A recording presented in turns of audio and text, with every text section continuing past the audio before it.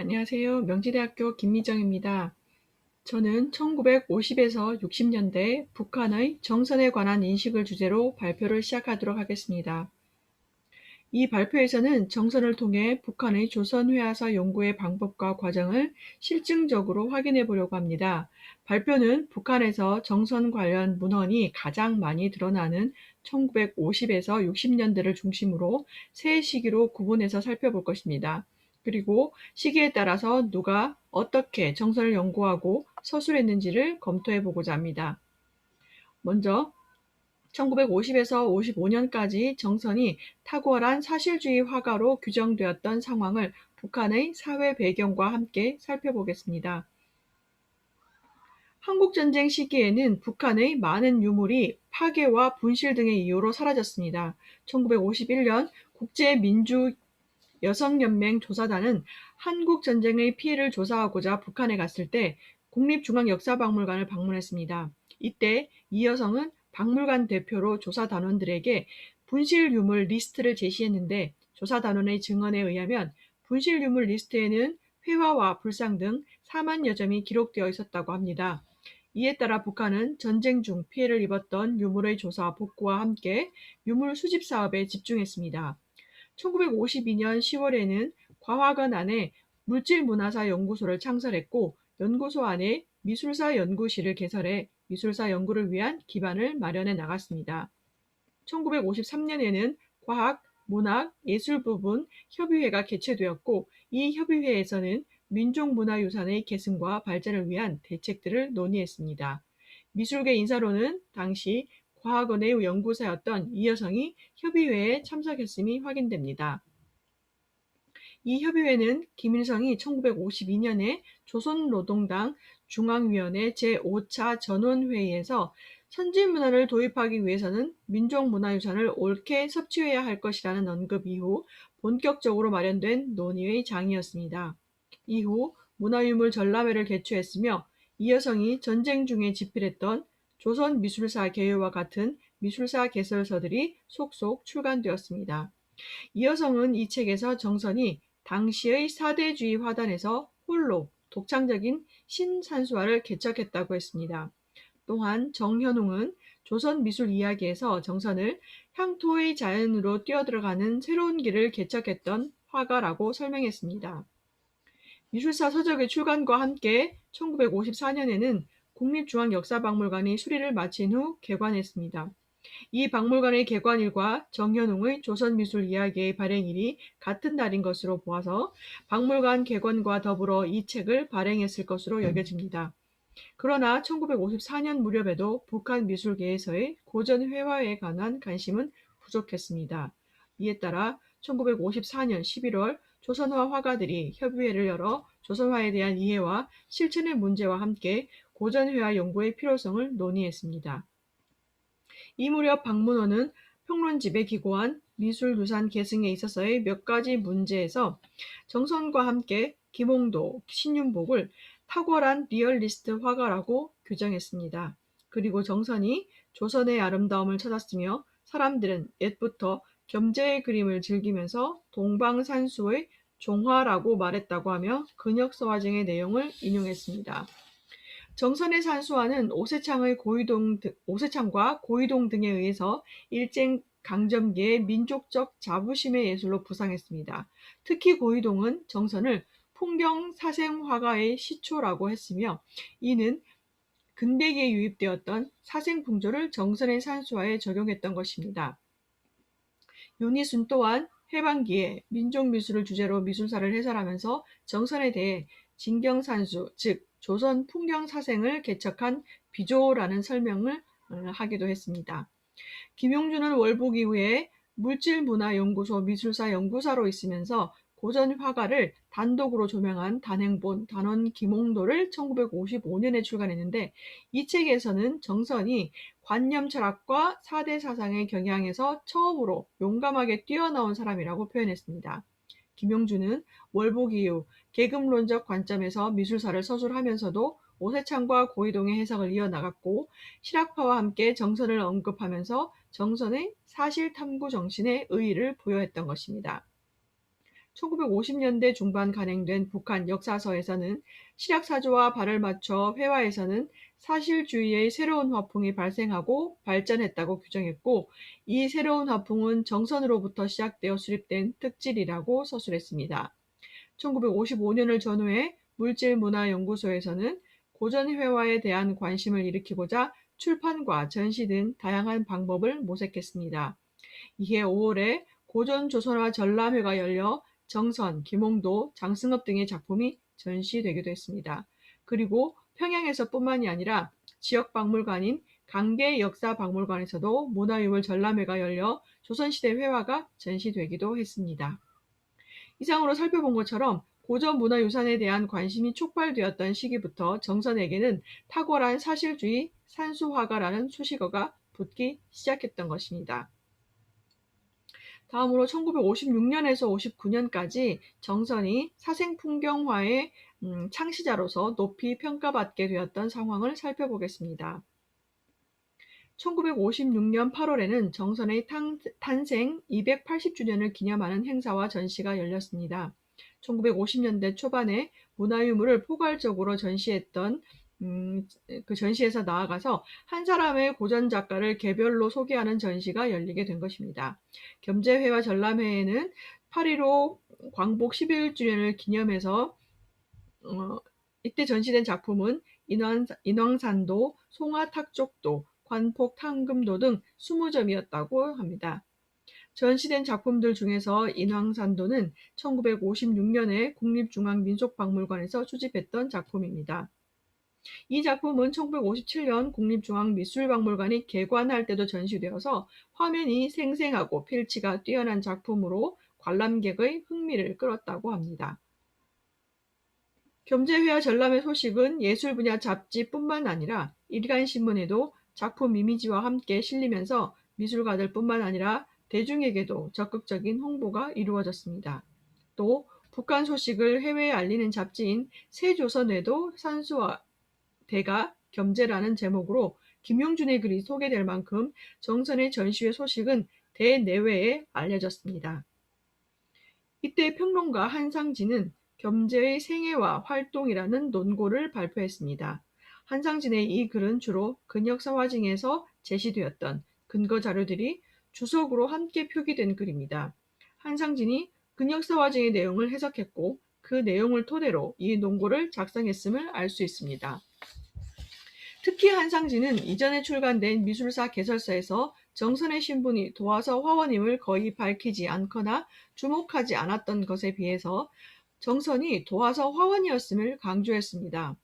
정선의 도화서 화원설은 이후 정선을 언급한 북한의 거의 모든 문헌에서 그대로 유지됩니다.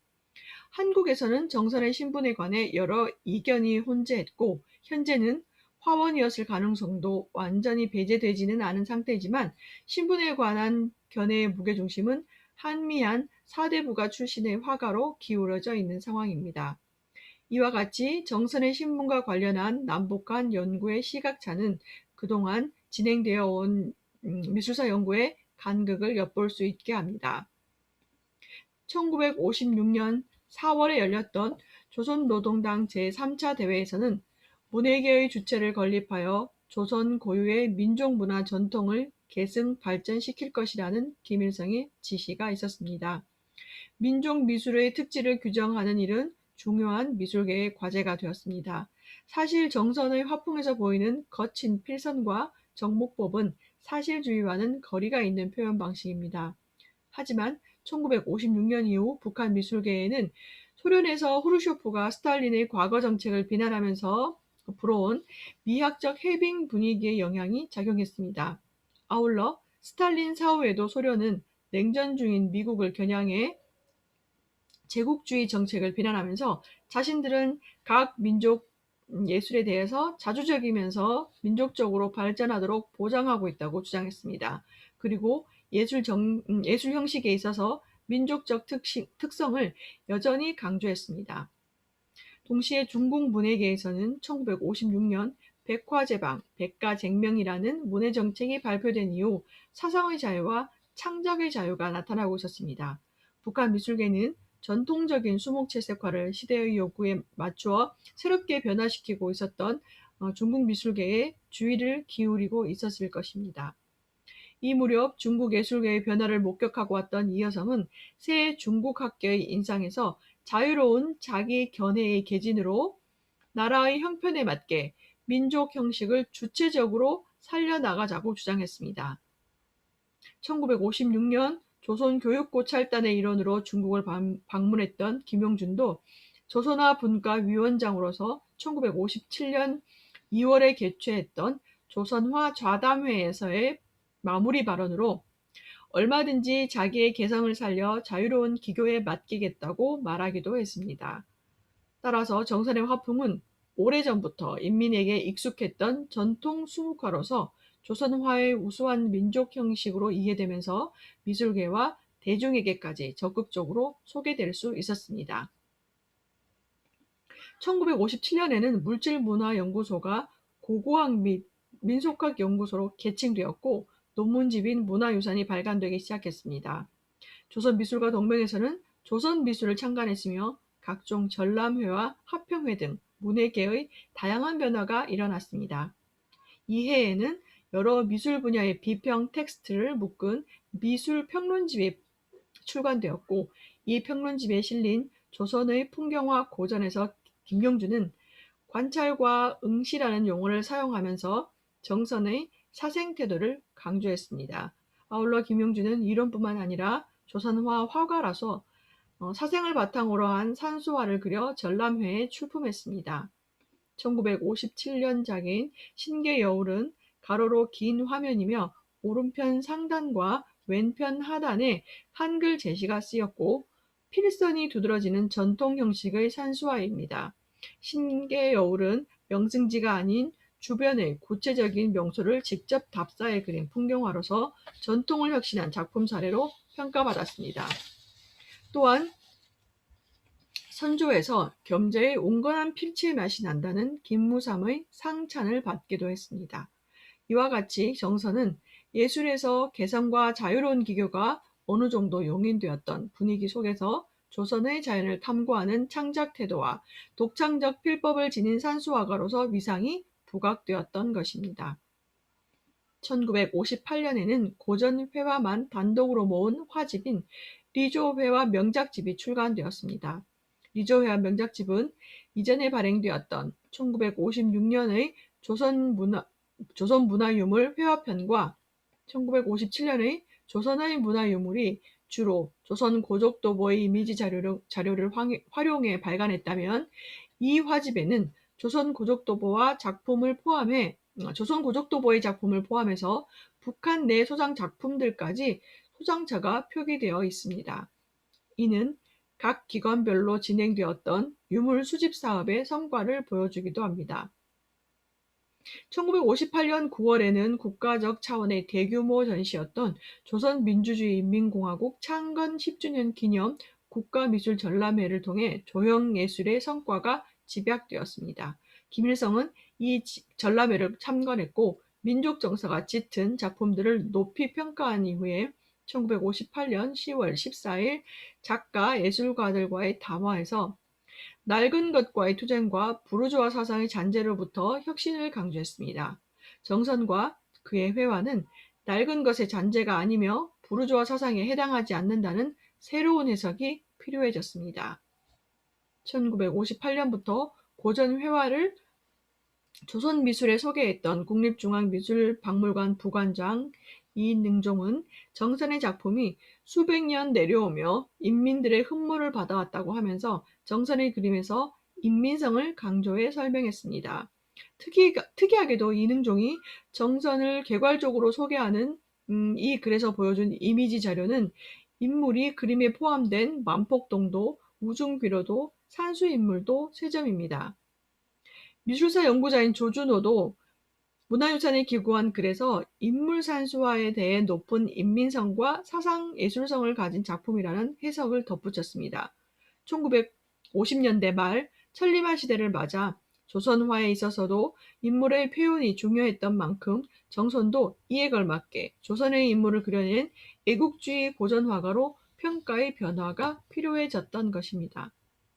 하지만 정선이 조선의 복식을 갖춘 인물을 많이 그린 것이 사실이지만 조준호와 이능종이 소개했던 작품의 인물들은 중국 화보에 등장하는 인물 묘사와 유사합니다.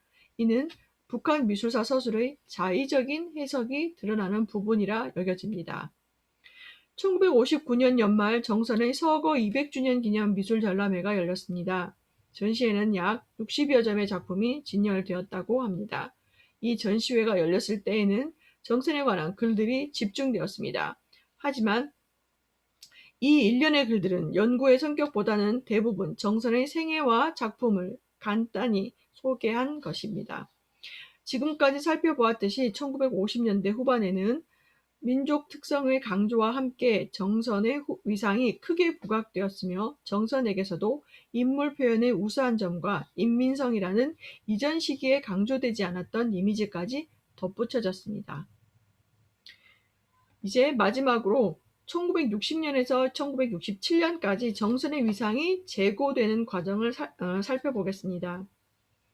1960년대 초반 이후 미술계는 민족 특성을 구현할 미술 형식을 조선화를 중심으로 정리해 나갔고 조선화의 현대성을 어떻게 구현할 것인가와 채색에 관한 문제가 미술가들 사이의 쟁점이 되었습니다. 정선의 명령대로 표지가 꾸며진 조선미술 1960년 2월호에는 1959년 말에 치러졌던 겸재서거 200주년 기념 행사의 내용이 실렸습니다. 이때에는 한상진의 농구와 함께 당시 활약했던 작가들이 짧은 감상평을 싣고 작품 창작에 정선의 형식 요소를 차용하겠다고 다짐했습니다. 예술가들은 조선화, 유화, 조각, 문학 등 예술 장르를 불문하고 정선의 작품에서 우수한 전통 형식을 섭취해야 할 것이라고 입을 모았습니다. 그 중에서 조선화 화가인 이건영은 일부 명작들을 사진판을 통해서만 볼 수 있어서 안타깝다는 감상평을 남기기도 했습니다. 이건영의 이 언급은 원본 그림이 아닌 사진으로 대체한 작품이 전시되었던 상황을 알려주는 증언입니다. 이건영은 평양 대극장 무대 면막의 원화를 제작하면서 고전 회화의 수법을 조선 회화에 적용해 보았다고 창작 수기를 남기기도 했습니다. 이전에 수목 담채를 주로 구사했던 이건영은 이 작품의 창작을 위해 고전 회화 중에서 진체화의 기법을 탐구했으며 최북의 선면 금강산도와 정선의 금강산 그림에서 엽점과 준법의 표현 기법을 참고했다고 창작 후기를 썼습니다. 무대 면막의 원화는 조선 고족 도보에 수록된 정선의 혈망도와 비교해보면 이건영이 금강산을 표현하는 데에 정선이 수직준법으로 구사했던 암산과 연봉의 형태를 활용했음을 엿볼 수 있습니다. 비록 정선의 필법이나 화풍과는 차이가 크지만 이건영의 시도는 전통 형식과 현대성의 결합을 요구하는 시대 상황에서 고전 회화의 표현 기법을 응용해 채색화로 화풍의 변화를 모색했던 실천 사례로 볼 수 있을 것입니다. 간결한 필선과 먹색에서 보이는 함축적인 정서를 민족 형식의 특징으로 내세웠던 이론가들의 글은 밝고 다채로운 그림이 요구되는 천리마 시대가 진행되면서 복고주의로 몰려 비판의 대상이 되었습니다. 이를테면 김용준의 신계의 여우를 상찬했던 김무삼의 평론이 복고주의로 지목받았습니다. 그러나 대중에게 고전 화가를 소개하는 작업은 국가적 차원에서 지속되었습니다. 1962년 7월 노동신문에는 무남이라는 정선의 작품이 명화로 소개되기도 했습니다. 이제 고전회화는 애국사업과 후대의 교양을 위해 제공되어야 하기 때문에 박물관에서는 복제와 모사를 통해 자료화시키는 작업에 집중했습니다. 1964년 고전회화 모사 작업이 2개월간 진행되어서 모사 작품은 모사한 화가의 이름을 표기해 조선미술에 소개되기도 했습니다. 모사 대상이 된 작품은 작자미상의 이향복 초상을 비롯해서 많은 고화가 모사의 대상이 되었습니다. 그리고 이해에는 국립중앙미술박물관의 초장작품을 수록한 도록이 출간되었습니다. 한글로 간행된 도록은 확인하지 못했지만 중문판으로 간행된 국립중앙미술박물관 화집에는 정선의 작품으로 월야라는 제목의 작품 한 점이 수록되었습니다. 이 작품은 채색이 가미된 그림으로 당시 화단에서의 채색화 논쟁이 반영되어 정선의 회화 중에서 채색이 드러난 작품을 화집에 수록한 것으로 보입니다. 1965년 3월 11일에는 김일성이 조선미술박물관을 참관했고, 이를 계기로 박물관에서는 문화유산의 발굴 수집 사업에 더욱 집중했습니다. 이후 1965년에는 총련에서 보내온 선물 전람회가 열려 제1본 조선인 총연합회로부터 기증받은 고전회화들이 전시되기도 했습니다. 1966년에는 정선 탄생 290주년을 기념하는 행사가 열렸습니다. 하지만 기념 행사는 개최되었지만 일반 대중에게 정선의 작품을 소개하는 전시는 열리지 않았던 것으로 보입니다. 노동신문에 따르면 기념식은 정관철의 보고와 작품 감상회가 진행된 행사였습니다. 이제 정선은 박물관 전시실에서만 만날 수 있는 고전 화가가 되었고, 그의 작품들은 세계 미술 보물고에 기여할 민족의 보물로 박물관에 보관되었습니다. 1966년 하반기에는 주장 논쟁, 합의 과정을 거치며 치열하게 치러졌던 조선화에 구현할 채색에 관한 토론회장이 마무리되어 갔습니다. 민족문화에 관한 연구는 축소되었고, 이전 시기까지 전통문화와 고고학, 민속학, 역사학 연구를 주도했던 학술지도 종간되었습니다. 1960년대 후반부터는 김일성 유일 사상 체계의 확립운동이 전개된 후에 1972년에 편찬된 문학예술사전에는 정선이 다음과 같이 서술되어 있습니다. 정선 항목에는 계급적 제한성과 현실에 대한 부정확한 파악으로 말미암아 문인화 수법에서 벗어나지 못하고 있으며 형상의 구체성에서도 부족점을 보이고 있다라고 기록되었습니다. 다소 부정적인 평가와 함께 활용된 도파는 간송미술관 소장의 여산 초당도를 사용했는데, 제목이 안폭동으로 엉뚱한 작품이 표기되어 있습니다. 끝으로 맺은 말로 정리하겠습니다. 이상으로 살펴본 바와 같이 북한의 정선과 관련 기념행사는 1950에서 60년대에 세 차례 치러졌습니다. 그리고 정선에 관한 북한의 인식은 시기의 변화에 따라, 문의 정책에 따라 달라졌습니다. 즉, 북한 미술계는 1950년대 초반부터 정선을 탁월한 사실주의 풍경화가로 규정해서 정선과 정선회화의 가치를 부각시키기도 했지만 결국 평가는 하락했습니다.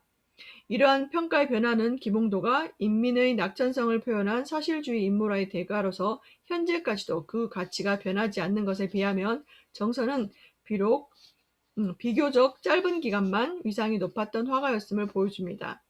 이는 1950년대 후반 소련과 동유럽의 여러 사회주의 국가를 비롯해서 중국에서 민족 특성을 강조했고, 풍경화의 허용과 함께 자유로운 표현이 인정되었던 시기에 정선이 부각될 수 있었던 현상으로 판단됩니다. 따라서 본 발표에서 정선 인식의 변화 과정을 살펴본 결과 1950에서 60년대 북한에서는 미술가와 미술이론가들이 추장, 논쟁, 합의의 과정을 거치면서 적극적으로 미술사 연구를 실천하고 문해정책에 참여했다는 점을 확인했습니다. 또한 북한이 전쟁 이후 유물의 조사와 복제, 그리고 수집사업 등으로 고전회화를 확보해서 비어있던 박물관을 채워나갔던 상황을 엿보았습니다. 아울러 한국학계에서 정선에 관한 인식과 비교해 봄으로써 남북한 미술사 연구 방법과 인식의 간극을 확인할 수 있었습니다. 특히 한국학계에서 1960년대 후반이 되어서야 정선에 관한 개별 논구가 발표되었고, 정선에 관한 관심이 생겨나기 시작했던 상황과 대비해 보았을 때 북한은 한국학계보다는 이른 시기인 1950에서 60년대에 정선을 포함한 고전 회화에 관심을 가졌던 사실만큼은 분명합니다. 비록 그 의도가 순수한 학문적 접근이 아니었다고 하더라도 이 시기 정선 관련 북한 문헌들이 지니는 미술사적 의의와 가치를 되새겨볼 필요가 있다고 생각합니다. 이상으로 발표를 마치도록 하겠습니다. 감사합니다.